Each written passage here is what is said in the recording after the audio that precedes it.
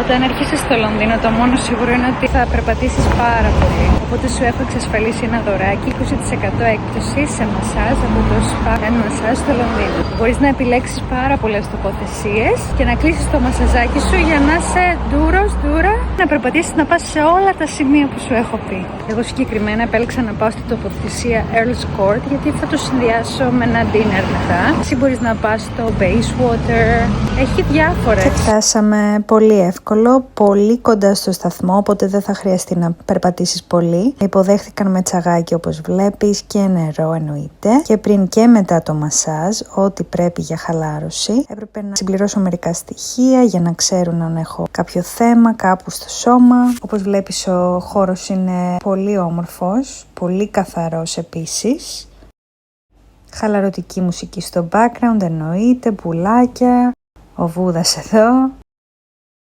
Έχουν και ντουζιέρες να ξέρεις γιατί θα είσαι μέσα στα έλαια, μέσα στα λάδια, οπότε αυτό βοηθάει. Προσφέρουν και άλλα treatments, όχι μόνο μασάζ, οπότε τσέκαρε το website τους και μπορείς να πάρεις 20% έκπτωση σε όλες τις υπηρεσίες. Καλή χαλάρωση!